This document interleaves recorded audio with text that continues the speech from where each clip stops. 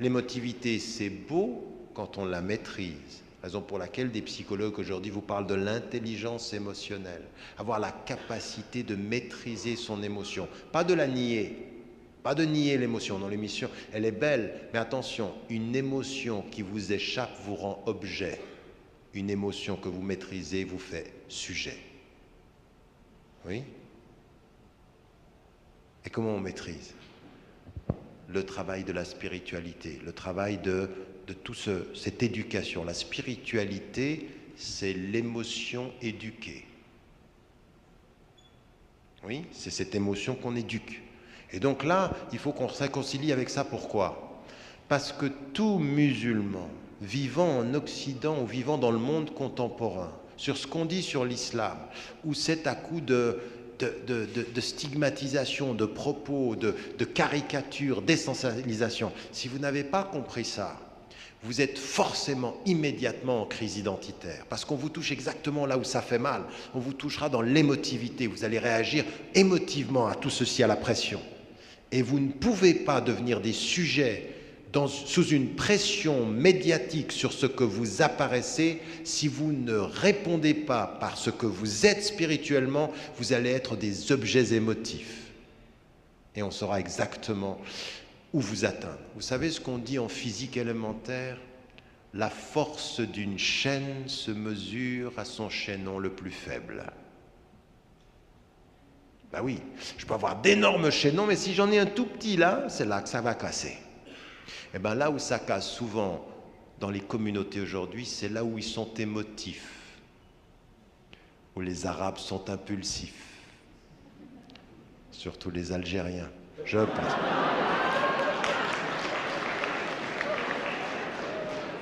Non, c'est pas vrai. Ah non, non, c'est pas vrai. Les Tunisiens, c'est pas mal non plus. Et les Marocains, pas mal aussi. Les Égyptiens sont zen. Non, vous voyez, c'est ce que je disais. Vous venez de confirmer ce que je disais. Vous êtes sans doute algérienne. Mais enfin... 1-0. Donc, non, revenons, soyons sérieux, c'est un sujet très sérieux. Là.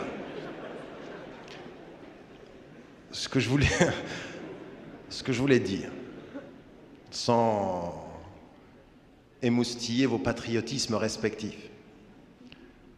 Mais vous voyez comme c'est assez facile. Quand vous connaissez une population et quand vous connaissez un peuple, quand vous connaissez les réactions humaines et que vous avez les moyens de leur faiblesse, les moyens de leur réaction émotive, vous les prendrez par là. Vous les prendrez par cette faiblesse-là. Et eux vont même penser que c'est leur force. Si je réagis, c'est que je suis fort. Non. Si tu réagis, tu as juste réagi. C'est moi qui ai agi. Toi, tu as réagi. C'est moi la force. Toi, tu es la faiblesse. Vous m'avez suivi là? Toute réaction émotive est réaction. C'est l'action de celui qui est plus faible que celui qui a agi. Raison pour laquelle il faut transformer la réaction émotive en action spirituelle, c'est-à-dire avoir la vue plus longue. Vous l'avez où ceci?